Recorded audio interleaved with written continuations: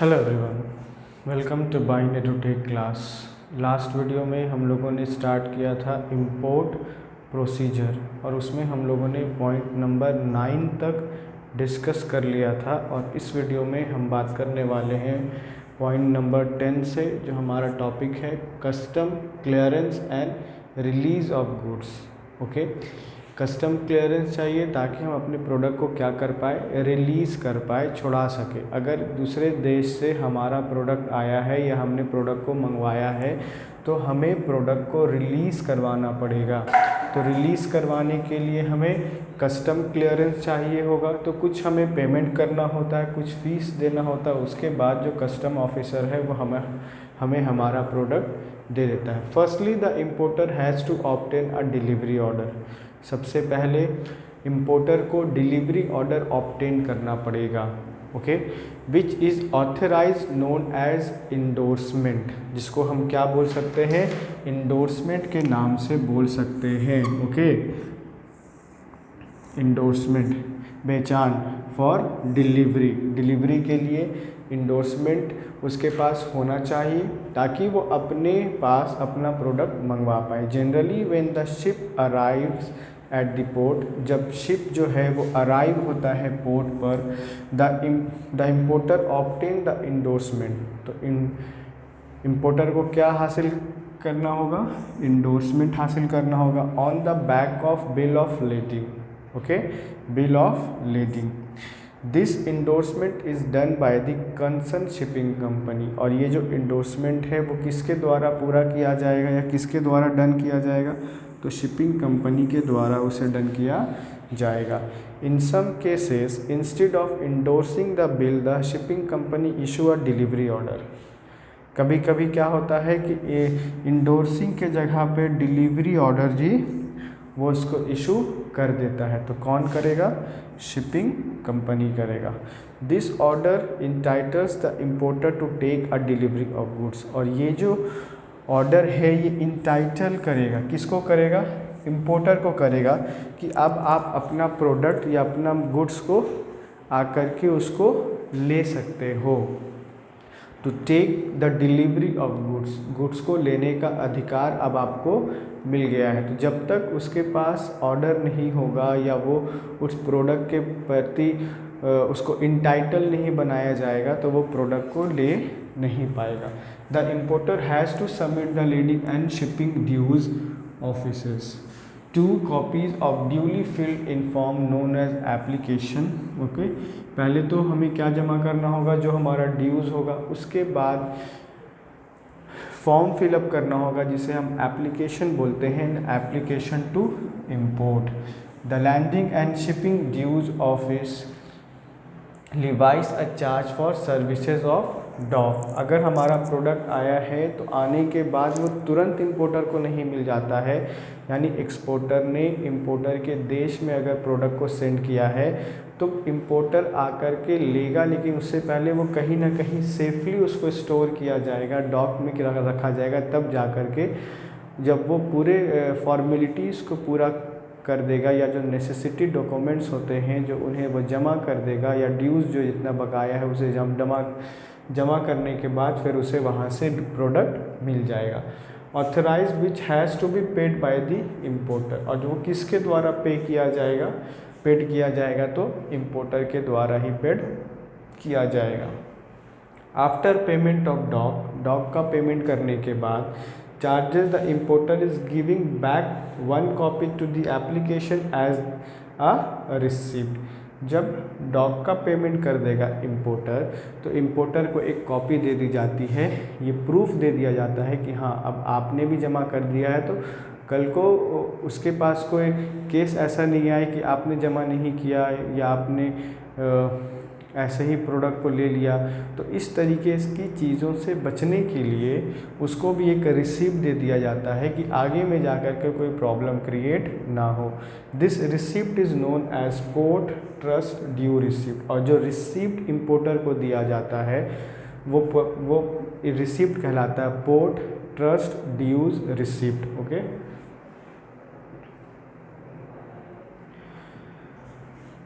Next, the importer then fills in a form bill of entry for assignment of customs import duty. Okay, after payment of the import duty, जब importer import duty को pay कर देगा, the bill of entry has to be presented to the dock superintendent. तो जब उसने bill को pay कर दिया है, वो जो एंट्री उसने करा है, तो फिर वो किसको दिखाएगा, वो किसके पास जाएगा, तो डॉक सुपरिटेंडेंट के पास जाएगा। तो after payment of import duty, जब इम्पोर्ट ड्यूटी को पे कर दिया जाएगा इम्पोर्टर के द्वारा, the bill of entry has to be presented to the dock superintendent. The importer और his agent present the bill of entry to the port authority.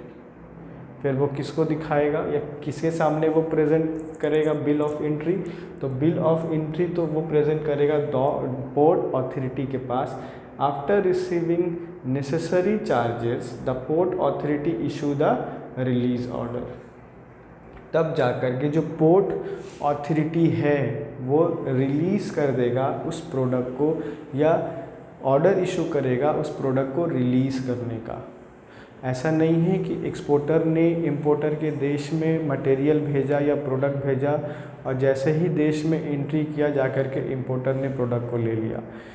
लेने से पहले इंपोर्टर जो है वो कुछ फॉर्मेलिटीज़ को पूरा करेगा, कुछ ड्यूज़ फ़ी को पूरा करेगा, तब जा कर के उस इंपोर्टर को वो प्रोडक्ट अवेलेबल करवाया जाएगा। ऐसे ही नहीं कि बस आया और जा कर के ले लिया, क्योंकि जब आया है प्रोडक्ट तो एक डॉक में रखाएगा, एक जगह स्टोर होगा जहाँ पर सारे ही इंपोर्टर यानी जितने ही लोगों ने प्रोडक्ट को मंगवाया है उनके सारे प्रोडक्ट को वहाँ पे स्टोर किया जाएगा। तो 1 बाय 1 करके डिस्ट्रीब्यूट करना है, तो जितने लोग आएंगे, जितने लोगों ने मंगवाया है, तो क्या हम सारे ही लोगों को पे कर देंगे? नहीं। जब देश में आया है, जब आपने इंपोर्ट करा है, तो आपको कुछ फॉर्मेलिटीज़ एज वेल एज़ कुछ फ़ी या ड्यूज़ को पे करना होगा, तब जा कर के पोर्ट अथॉरिटी जो है वो रिलीज़ करेगा ऑर्डर।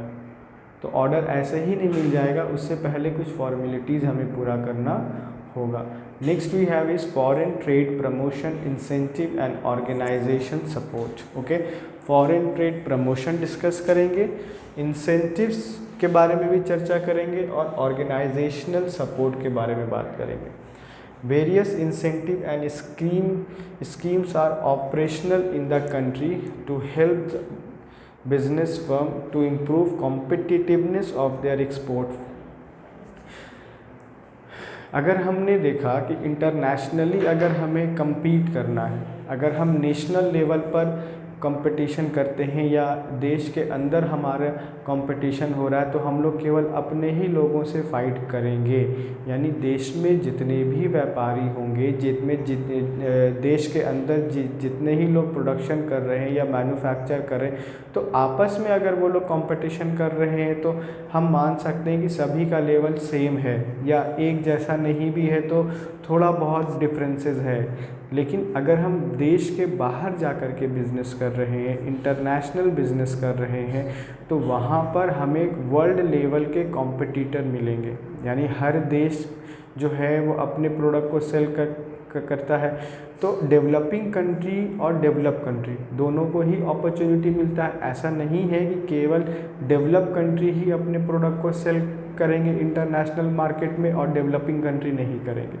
जब डेवलपिंग कंट्री और डेवलप कंट्री दोनों ही इंटरनेशनल मार्केट में अपने प्रोडक्ट को सेल करते हैं, तो developing country just like India जो है वो चाहता है कि हम इंटरनेशनल लेवल पर अपना एक अच्छा मुकाम और पोजीशन बिल्डअप करें।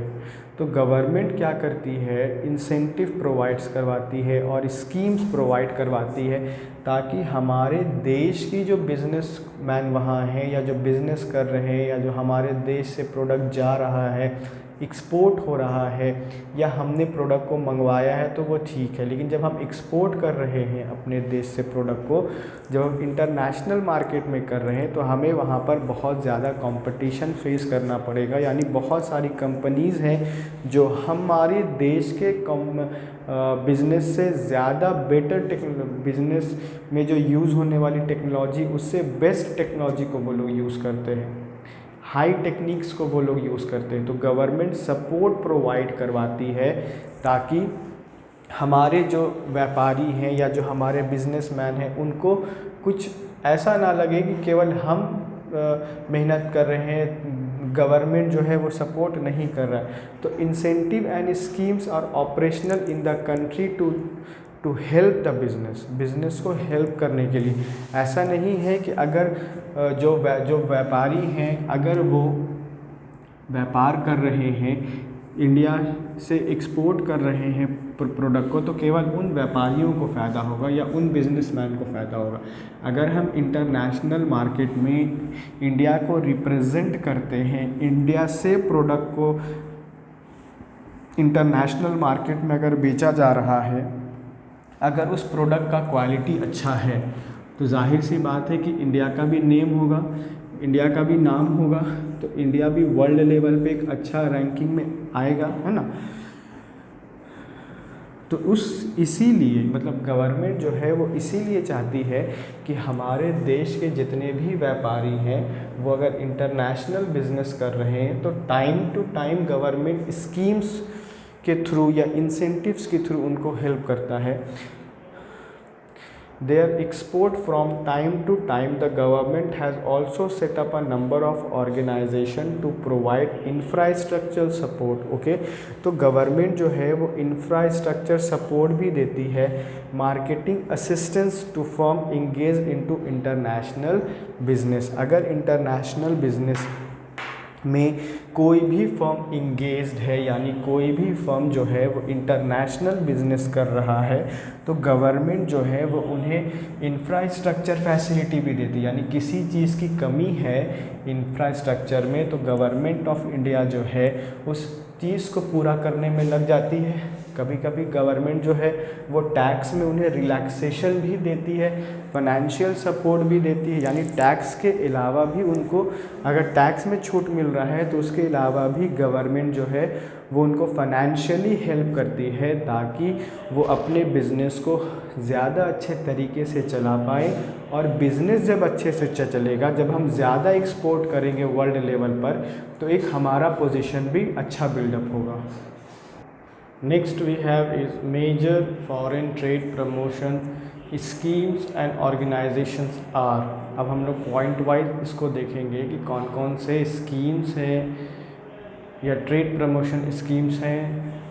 Let's see, number 1 foreign trade promotion measures and schemes. Number 1 duty drawback schemes. Okay, duties paid on export goods. Duty किस पे पेड कर रहे हैं हम लोग? एक्सपोर्ट गुड्स पर पे कर रहे हैं। यानी जो हमारे देश में, यानी इंडिया जो है अगर एक प्रोडक्ट को मैन्युफैक्चर कर रहा है, एक प्रोडक्ट को बना रहा है, तो और दूसरे देश में वो क्या कर रहा है? एक्सपोर्ट कर रहा है, तो duties pads on export goods. वैसे ड्यूटी जो एक्सपोर्ट प्रोडक्ट पर या एक्सपोर्ट गुड्स पर पे किए जाते हैं आर देयर फॉर रिफंडेड। क्या कर दिया गया? उसको रिफंड कर दिया गया है टू एक्सपोर्टर्स। किसको? एक्सपोर्टर। जो एक्सपोर्ट कर रहा है उसको हम क्या बोलेंगे? एक्सपोर्टर बोलेंगे।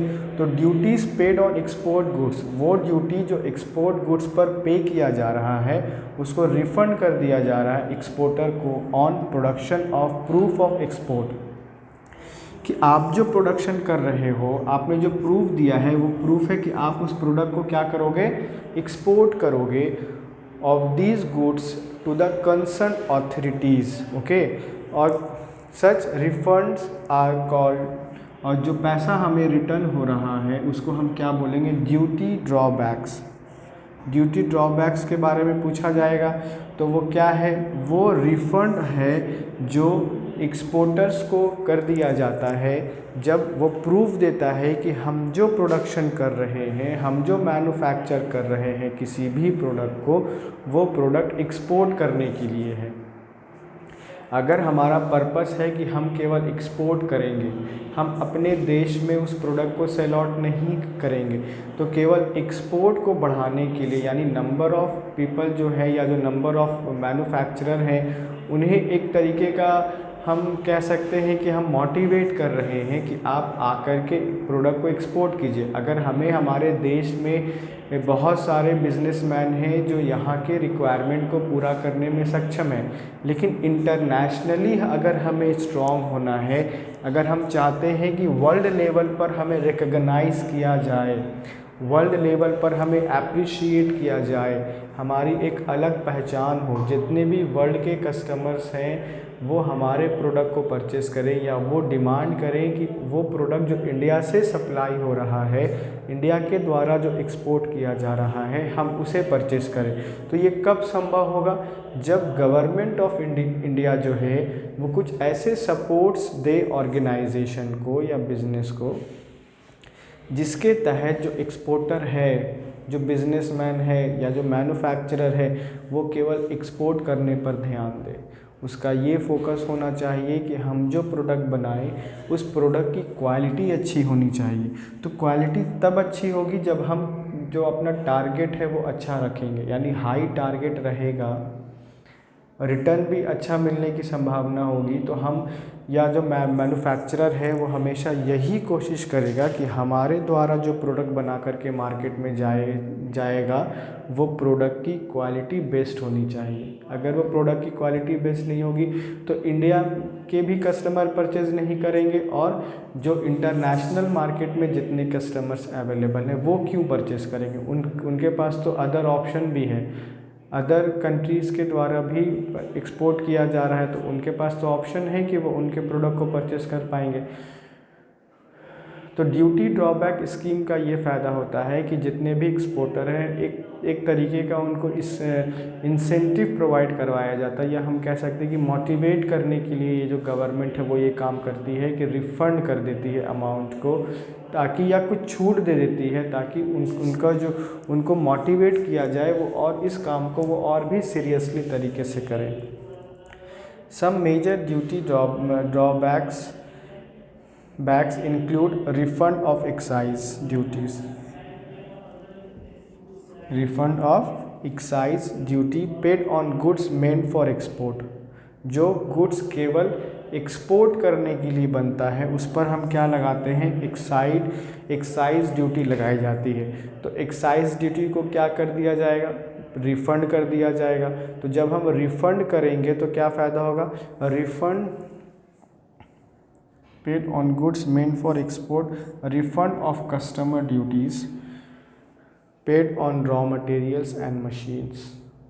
जो हम किस पर पे करते हैं या मैन्युफैक्चर पे करता है? रॉ मटेरियल पर और मशीन पर, इंपोर्टेड फॉर एक्सपोर्ट प्रोडक्शन। अगर एक मैन्युफैक्चरर है और उसे किसी गुड्स को मैन्युफैक्चर करना है तो मैन्युफैक्चर करने के लिए हमें हाई टेक्नोलॉजी चाहिए होगा, हमें बेस्ट रॉ मटेरियल चाहिए होंगे। तो जब तक हमारे पास बेस्ट रॉ मटेरियल अवेलेबल नहीं होगा या हाई टेक्नोलॉजी का मशीन्स अवेलेबल नहीं होंगे, क्या हम प्रोडक्शन कर पाएंगे? नहीं कर पाएंगे। ज़रूरी नहीं कि हम जिन मशीन्स को यूज़ कर रहे हैं या जिन टेक्नोलॉजी को यूज़ कर रहे हैं वो सारी की सारी मशीन्स या टेक्नोलॉजी हमारे ही देश में हो। हमें अच्छा प्रोडक्शन करने के लिए बेस्ट टेक्नोलॉजी को परचेस करना पड़ेगा, और बेस्ट टेक्नोलॉजी हम इंपोर्ट भी कर सकते हैं।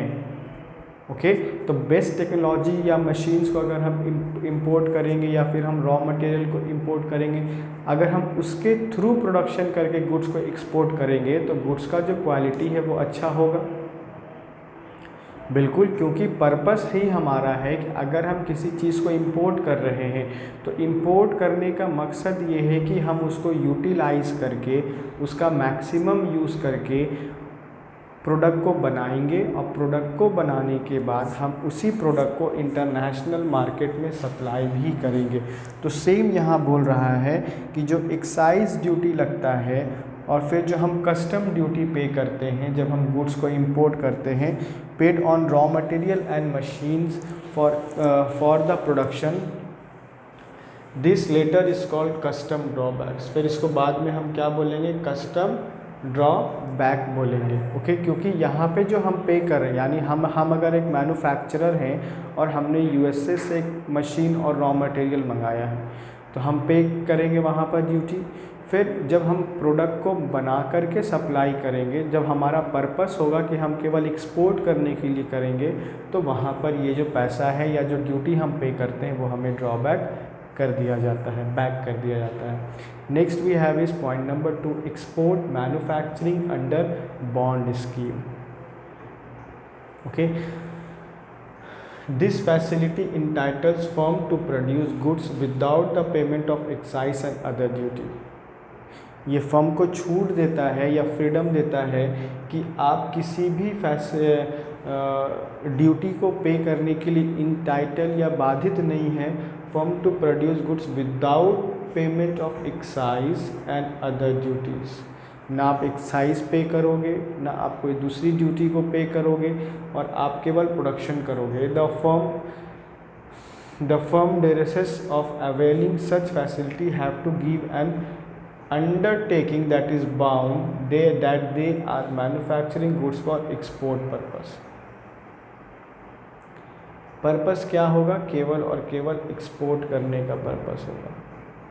अगर हम प्रोडक्ट को मैन्युफैक्चर करके एक्सपोर्ट करेंगे तो गवर्नमेंट के द्वारा बहुत सारे स्कीम्स को स्टार्ट किया गया है कि जिसके तहत गवर्नमेंट हमें सपोर्ट करता है, हेल्प करता है कि हम केवल मैन्युफैक्चर करने पर ध्यान दें, और मैन्युफैक्चर करने के बाद अगर मैन्युफैक्चरर का केवल पर्पस है कि गुड्स को एक्सपोर्ट करना है तो गवर्नमेंट उसमें बहुत सारी छूट देती है, ताकि आप केवल मैन्युफैक्चर करो, इंटरनेशनल मार्केट को रीड करो, आप देखो कि इंटरनेशनल मार्केट में किस चीज़ का डिमांड है, किस चीज़ कैसे कस्टमर्स अवेलेबल है। हमें अगर इंटरनेशनली अपना स्टेटस बिल्डअप करना है तो मार्केट जो वहाँ पर है उस वहाँ पर पोजीशन को हमें बनाना होगा। अगर हम इंटरनेशनल मार्केट में पोजीशन को बनाने में असमर्थ हैं तो हम बहुत सारी चीज़ों से पीछे रह जाएंगे, क्योंकि आज जो मार्केट है, चाहे वो नेशनल मार्केट हो या इंटरनेशनल लेवल पर मार्केट हो, दोनों ही बहुत ज़्यादा कंपटीशन वाला हो गया। तो कंपटीशन में सरवाइव करना है तो जैसा मार्केट का डिमांड होगा वैसे ही हम काम करेंगे। तो नेशनल लेवल पर तो कंपटीशन कम होता है, लेकिन इंटरनेशनल लेवल पे बहुत ज़्यादा होता है। हम नेशनल लेवल पर बहुत सारे टैक्सेस को पे करते हैं, लेकिन अगर इंडिया जो है वो अपने मैन्युफैक्चरर को, जो केवल एक्सपोर्ट करने के लिए गुड्स को मैन्युफैक्चर करते हैं या बनाते हैं, उन्हें अगर रिलीफ दे देगा या कुछ छूट दे देगा तो वो फ्री होकर के काम करेंगे, और उनका पर्पस होगा कि हम एक बेस्ट क्वालिटी का प्रोडक्ट बनाएं और अपने देश का नाम ऊंचा करें। Next we have is exemption from payment of sales tax. Exam यानी छूट दे दी जाती है सेल्स टैक्स पर। आप जितना सेल करोगे गवर्नमेंट को टैक्स देना होता है, तो गवर्नमेंट बोलती है कि चलो आप एक्सपोर्ट कर रहे हो, हम आपको फ्री कर देते हैं। आप देश के लिए काम कर रहे हो, हम आपको एग्जम्प्ट कर देते हैं। Goods meant for export purpose are not subject to sales tax. वो प्रोडक्ट जो केवल और केवल एक्सपोर्ट के पर्पस के तहत बनाए जाते हैं या एक्सपोर्ट करने के लिए बनाए जाते हैं, वो सेल्स टैक्स से बाहर होते हैं।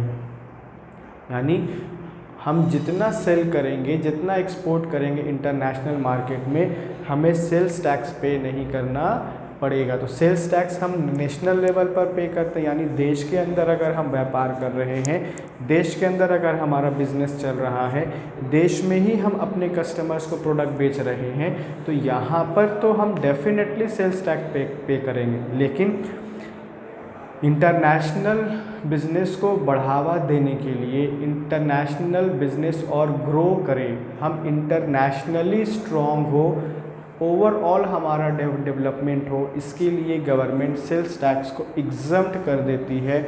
लेकिन पर्पस केवल ये होना चाहिए कि आप एक्सपोर्ट का होना चाहिए। पर्पस अगर इसके अलावा है, अगर आप एक्सपोर्ट भी कर रहे हो और डोमेस्टिक सेल भी कर रहे हो, तो फिर इससे थोड़ा सा प्रॉब्लम होगा। लेकिन आपका पर्पस केवल एक्सपोर्ट करने का है, फर्म को या ऑर्गेनाइजेशन को बनाया ही गया केवल एक्सपोर्ट के पर्पस से, तो फिर सेल्स टैक्स से छूट है आपको। This benefit of exemption from income tax is available only to 100% export oriented. Okay. वैसे ऑर्गेनाइजेशन या वैसे फर्म जो इनकम टैक्स के दायरे के अंदर नहीं आते हैं या जिनको बेनिफिट प्रोवाइड करवाया जाता है कि चलो आप पे नहीं करोगे सेल्स टैक्स, पर्पस क्या होना चाहिए उनका 100% एक्सपोर्ट ओरिएंटेड होना चाहिए। यानी अगर 100% है और उसमें हम बोले कि चलो 60% हम इंटरनेशनल मार्केट में देंगे और बाकी का 40% हम अपने देश के अंदर सेल करेंगे, तो फिर वो 100% एक्सपोर्ट ओरिएंटेड नहीं हुआ। 100% एक्सपोर्ट ओरिएंटेड कहने का मतलब है कि वो फर्म जिसको बनाया ही गया है केवल और केवल एक्सपोर्ट करने के पर्पस से, तो 100% export oriented units and unit setup in export processing zone या special economic zone for select year. Overall हम ये बोल सकते हैं कि एग्जम्पशन तभी मिलेगा जब आपका पर्पस 100% होगा कि आप केवल प्रोडक्ट को बनाओगे और बनाने के बाद आप केवल इंटरनेशनल मार्केट में सेल करोगे, ना कि आप नेशनल लेवल पर सेल करोगे। जब आप देश के अंदर सेल करोगे तो आप 100% कैसे दे पा रहे हो? तो 100% तभी होगा जब 100% हमारा प्रोडक्ट इंटरनेशनल मार्केट में जाएगा, तभी गवर्नमेंट सपोर्ट करेगा। क्योंकि अगर हम एज अ बिजनेसमैन या एज अ मैन्युफैक्चरर हम अपने माइंड को डाइवर्ट करेंगे, तो डाइवर्ट जब हम करेंगे तो उसका असर जो है या इम्पैक्ट जो है वो हमारे प्रोडक्ट में भी दिखेगा। हम बहुत अच्छा प्रोडक्ट बना नहीं पाएंगे या प्रोडक्ट बना भी रहे हैं तो उसकी क्वालिटी मेंटेन नहीं कर पाएंगे, और जब क्वालिटी मेंटेन नहीं कर पाएंगे तो ना हम नेशनल लेवल पर हमारे प्रोडक्ट का डिमांड होगा और ना ही इंटरनेशनल लेवल पर। तो इंटरनल मार्केट में भी बने रहना है और एक्सटर्नल मार्केट में भी बने रहना है। इसके लिए बहुत इम्पॉर्टेंट ये है कि हम फोकस के साथ काम करें। अगर हमारा फोकस जो है वो डाइवर्ट हो जाता है या कभी हम नेशनल लेवल को भी या इंटरनल मार्केट को भी देख लेते हैं, कभी हम एक्सटर्नल या इंटरनेशनल मार्केट को भी देख लेते हैं, तो उस समय हमारे प्रोडक्ट पर असर पड़ेगा। फिर गवर्नमेंट के द्वारा उस समय हमें 100% सपोर्ट नहीं मिलेगा, क्योंकि ना हम 100% एक एक्सपोर्ट ओरिएंटेड यूनिट में हैं। तो जब हम 100% एक्सपोर्ट ओरिएंटेड यूनिट में नहीं हैं तो गवर्नमेंट हमें क्यों स्पेशल जोन में रखेगा? तो स्पेशल जोन में तो उसी को रखते हैं जिसका एक पर्पस होता है, जो एक पर्पस के तहत काम करता है। तो एक्सपोर्ट करने का जो पर्पस है, अगर वो हमारा कंटिन्यूअसली चल रहा है, उस पर हमारा फोकस है, हम इंटरनेशनल मार्केट को सामने रख कर के प्रोडक्शन कर रहे हैं या इंटरनेशनल मार्केट के डिमांड के अनुसार प्रोडक्शन कर रहे हैं, तो हम कह सकते हैं कि हम स्पेशल जोन में आएंगे और गवर्नमेंट हमें रखेगा। Next we have is point number 4, advance licence scheme. Okay, of exporter is called duty free supply of domestic goods as well as imported inputs required for manufacturer of export goods। ये बोलता है कि exporter is called duty free supply of domestic as well as imported inputs, clear, required for manufacturer of export goods। As such the exporter is not required to pay custom duty on goods imported for use in the manufacture of export goods। ये clear ये बोलता है कि वैसे manufacturer जिनका purpose है कि हम अपने देश में प्रोडक्ट को मैन्युफैक्चर करके, प्रोडक्ट को बना करके और उसी प्रोडक्ट को हम इंटरनेशनल मार्केट में सेल करें, यानी एक्सपोर्ट करेंगे। तो एक्सपोर्ट करने के लिए पहले गुड्स को मैन्युफैक्चर करना पड़ेगा। गुड्स को मैन्युफैक्चर करने के लिए हमारे पास बेस्ट रॉ मटेरियल होना चाहिए, हाई टेक्नोलॉजी, हाई टेक्निक्स अगर अवेलेबल होगा तभी हम बेस्ट प्रोडक्शन कर पाएंगे। तो पहले ही मैंने बताया कि जो एक प्रोड्यूसर गुड्स को इंपोर्ट करता है, यानी अगर हमारे पास रॉ मटेरियल नहीं है और रॉ मटेरियल नहीं रहेगा तो हम गुड्स को मैन्युफैक्चर कैसे करेंगे, और मैन्युफैक्चर नहीं करेंगे तो इंटरनेशनल मार्केट में वो कैसे जाएगा। तो हमने मान लिया कि यूएसए से रॉ मटेरियल भी मंगा लिया, जापान से हमने टेक्नोलॉजी भी मंगा लिया, तो जो हम मंगवाएंगे उस पर भी हमें टैक्स पे करना होता है। तो गवर्नमेंट देखती है कि अगर आपका पर्पस है एक्सपोर्ट करने का, आप मैन्युफैक्चर ऑफ एक्सपोर्ट गुड्स कर रहे हो, तो गवर्नमेंट आपको उस समय एग्जम्प्ट कर देती है या छूट दे देती है, ताकि आप ना कस्टम ड्यूटी पे करो ना कोई अदर ड्यूटी पे करो, और आपका जो पर्पस है वो आप उस पर्पस को अच्छे से निभा पाओ। This license are available to both the type of exporter, those who have export on a regular basis। वैसे एक्सपोर्टर जिन्हें लाइसेंस तो ऑब्टेन करना पड़ेगा, तो लाइसेंस ऑब्टेन करेंगे तो दो कैटेगरी में हम रख सकते हैं। वैसे एक्सपोर्टर जो रेगुलरली सप्लाई करते हैं, और दूसरे वो एक्सपोर्टर जो एडहॉक बेसिस पर हैं, तो उनके लिए भी ये अवेलेबल है। बाकी का जो नेक्स्ट पॉइंट है वो हम लोग नेक्स्ट वीडियो में डिस्कस करेंगे।